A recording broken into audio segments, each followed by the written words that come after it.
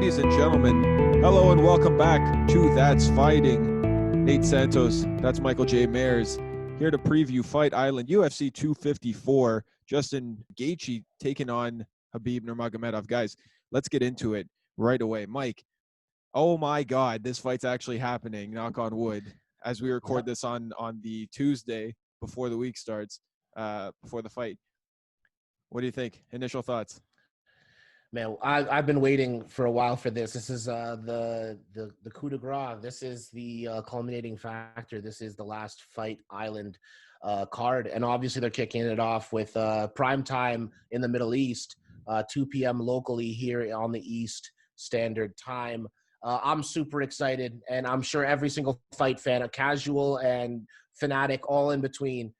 They're really hyped up for this. This is a match made in heaven, honestly. Styles make fights, and this is exactly what we want to see. For sure. So let's talk about just right away, Justin Gaethje in this shot when he smoked Tony Ferguson, beat the absolute brakes out of him for 5 consecutive rounds before getting the late stoppage. The significance of this bout, Khabib is going for 30-0, right? And a lot, especially after that Ferguson fight, I think a lot of people were thinking, Gaethje looks like he's the biggest threat now to Khabib's, undefeated streak. Talk to me a little bit about the significance of this fight.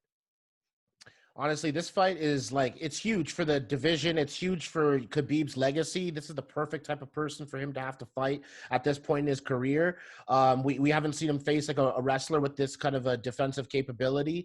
You can say what you want about Ally Aquinta or a couple other dudes down the road, but Justin Gaethje is a type of dude stylistically where he uses his wrestling so sound defensively, and his footwork backing up has been so impeccable. Looking at that fight against Tony Ferguson, obviously this is a massive fight that needs to happen, and I'm so happy, honestly. And it's funny because you're saying you're so happy that it came together despite it coming off the heels of 5 matchups that were slated between Tony and Khabib.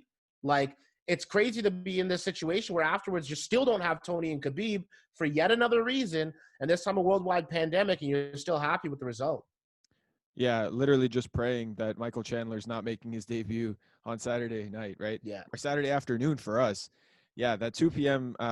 Pay-per-view time is a little bit weird because I think by the time the main event starts, it'll be maybe 5 p.m.?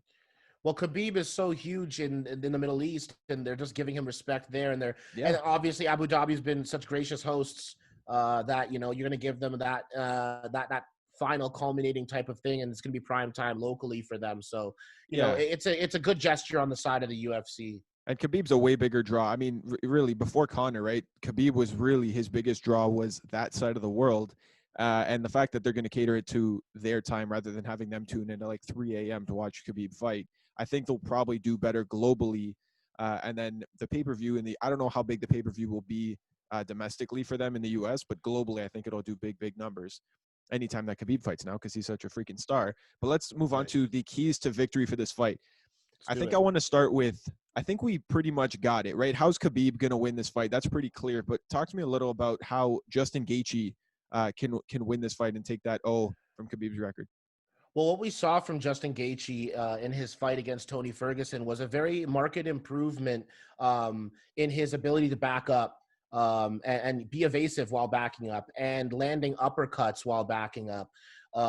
If you actually think about when Khabib actually did get hit by Michael Johnson, it was a well-timed uppercut while backing up, in the stand-up. So when you actually think about, keys to victory, obviously Khabib's key to victory is he has to use in and out low single pressure.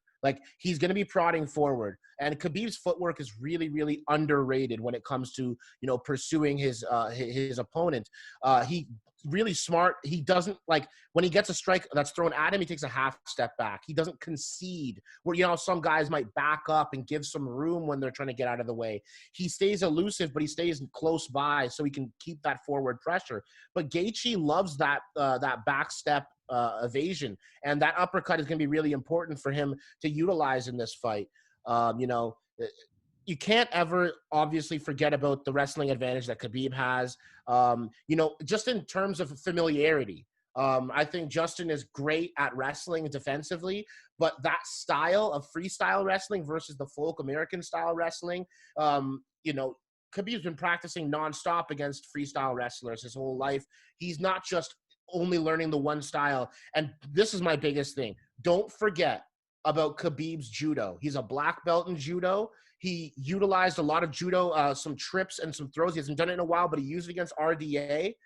That's something that we really need to think about as that posing a threat, because he can chain and link between the freestyle wrestling and then go right into the judo while you're in a wrestling position, right? So if he wants to use that to try to get the fight to the ground, that could get Gaethje, especially when you're tired, you go into default muscle memory mode. And when Gaethje goes into muscle memory mode, that's going to default back to American style wrestling. And even if that tries to combat the freestyle, you still have judo to fall back on that Khabib doesn't spam. Yeah, the whole situation, as I've watched, and before the countdown, usually going like watching the UFC countdown videos, which are outstanding, by the way, usually my perspective might shift a little bit before and after seeing those, because they do such a great job in hyping the challenger, right? You look at the Paulo Costa one and Stylebender. I was always very sure that Stylebender would wipe the floor with him. But just watching the video, right, it's supposed to give you that, oh man, but what if he gets it done? And after watching the countdown for Justin Gaethje and Khabib, I'm still no more convinced at the result, which brings me to my predictions. Mike, and I want to save mine for last because I might have a bit of a downer prediction here, but I know this is to most such a barn burner of a fight and such an exciting style matchup. Who do you think takes it and why? So I think my prediction, first and foremost, I'll come right off the rip. I've got Khabib by 4th round submission. I've got him choking out Justin Gaethje, but if Justin Gaethje is going to win this fight, it's in my mind, it's going to have to be early. It's going to have to be early. It's going to have to be in the first 3 rounds for sure. You're not going into the waning pieces of this bout as you get more and more tired and then getting more and more effective against someone like Khabib. Although Justin's will never be broken, and he's going to continue trying to get up and continue trying to do what he has to do to try to win that fight. There comes a point where you might get gassed and you might have to try to keep up with this guy who puts you in uncomfortable positions. I think Justin Gaethje is as dangerous as an opponent is for Khabib, but I think Khabib's going to be able to link that entry into just tenacious takedown attempts.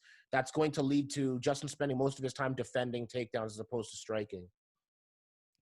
Yeah, that's very fair. I think for the most part, if I had to pick a trainer to come up with a game plan that could probably be very effective against Khabib, I would trust in Trevor Whitman, right? Like he's done very, very well at finding holes in people's games and saying, okay, how can we maximize, taking advantage of their weaknesses?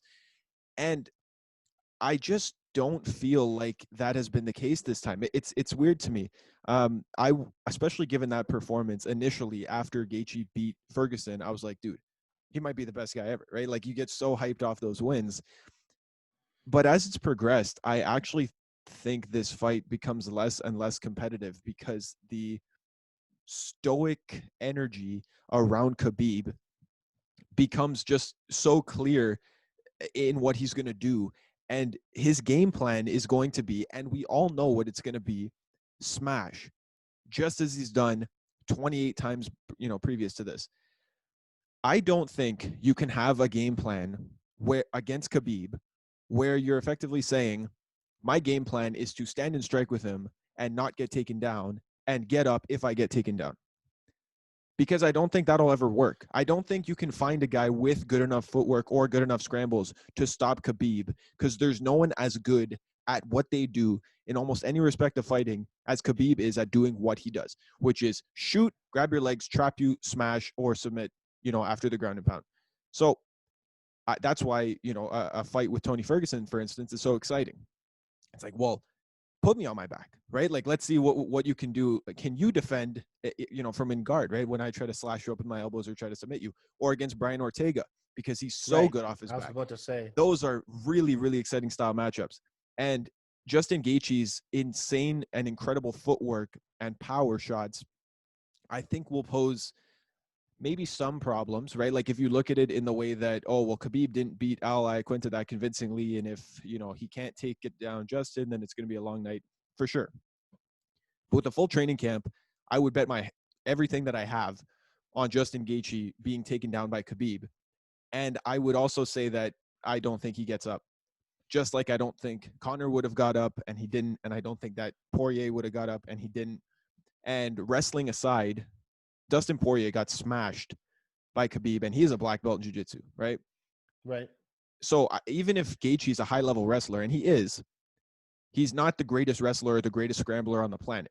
He's very, very good with his footwork, and he's very, very good with his hands. And even if he's coming from a wrestling base, Khabib's base is already so much higher and so much more effective.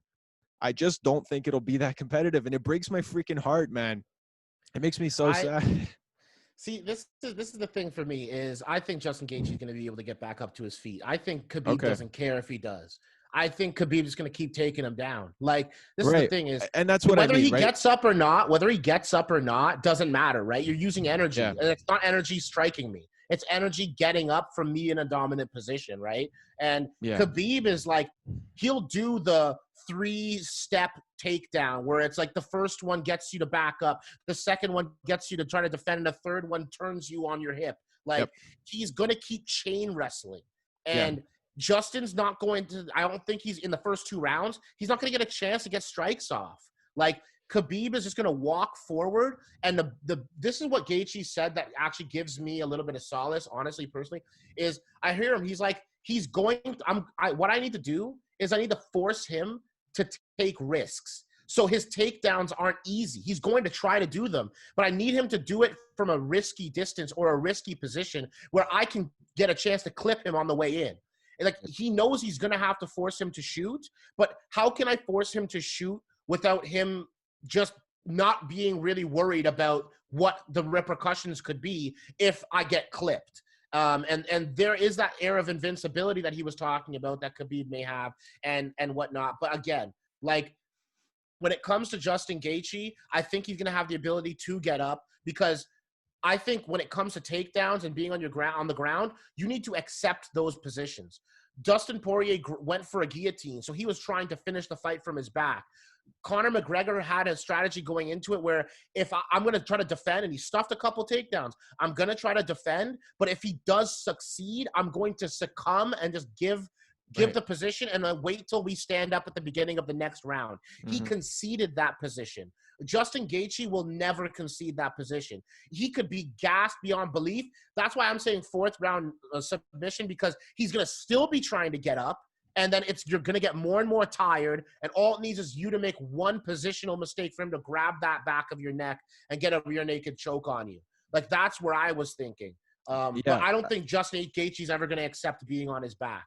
No, and I think you're right. And I'm not necessarily saying that he'll be trapped like Conor was at the end of the 2nd round where, Khabib's just kind of balling on. I meant in the end, the position ends with Gaethje on his back or against the fence every time, right? Like, even if he gets back up, that's great. We're going back down, right? Which is why I actually think it might even be sooner in the fight. It may even be sooner in the fight because, and it's no fault of Gaethje, right? It'll just be Khabib has a way of frustrating you from taking away from your game plan because he's so good at his. He forces you to change. And it's like, even, if you can't, even when he landed the massive overhand right on Conor, right? Because he's just making him think that he's going to shoot. Yeah. I by no means think that Khabib's game plan, right, is to strike at any point with Gaethje. No. Because even when he says, always, father's plan. That is another effect, another thing, though, we have to keep in mind. Unfortunately, with the sad passing of Khabib's father, it can go one of 2 ways, right? Is it going to be overwhelming for him, or is it going to motivate him beyond belief to do his father proud? And I think it's the latter. Yeah. And when you have already a pissed off 28-0 invincible Russian who's now has extra motivation against a guy whose game plan is, yes, I'll just try to get back up from the takedown. I just don't see the path to victory for Gaethje. He needs to keep his back off the fence. If his back, like, Khabib doesn't have the best open mat wrestling takedowns. He drives you back by walking you forward while grabbing onto a leg, right? Like, he's going to bully you backward with that overhand right and these scooping uppercut ego punches and stuff because he's trying to force you backward. Now, Justin Gaethje's got great footwork going backward for counter striking, but this isn't Tony Ferguson striking in front of you, going with pressure striking. This is pressure wrestling. So Yep. he's going to push you to the cage. He needs to keep his back off the cage. The second his back hits the cage, you can book it. This guy's his butt's gonna touch the ground. He's gonna have to get back up. And how much energy he uses to get back up, it's more and more energy every single successive takedown. So Khabib's 15th shot is gonna be more dangerous than his first shot. So I think Justin Gaethje is going to have some success getting back up. But is he going to be able to get back up, settle into a striking game, and then start working in imposing his will? Khabib is going to spam that takedown button like when UFC4 first dropped. It's just OP takedowns, turn the corner, and just ground and try to ground him, and then force him to use as much energy as possible before you start going and try to strike Conor in the third, fourth round, because you have the advantage. He's tired, right? Justin is not going to accept that position, but that doesn't mean that he's going to not be in that position. He's going to be there, and he's going to have to deal with those issues. And Mike, I could talk to you about this all day, but let's kind of wrap it here. Let's be fanboys for just 1 second. This is still super exciting, right? Because we can think this all we want, but if Justin Gaethje and Trevor Whitman came up with a plan to say, yeah, keep talking. I'm going to crack Khabib, with the low leg kicks, and maybe I'll get taken down, but I'm going to break his leg every time. And after the fourth one, he's not going to have the same mobility. We didn't talk about that. Maybe we're going to talk about the effective leg kicks and chopping him down, and then he won't be able to shoot, and you'll force him to strike with it. That's also a possibility. Mike and I are just of the mind that Khabib's better at what he does than what Gaethje is at what he does, respectfully. But maybe you disagree with us. Maybe you're still riding high on that Justin Gaethje hype train, and it's like, dude, he's going to smash Khabib. You guys are out of your mind. Let us know what you think in the comments below.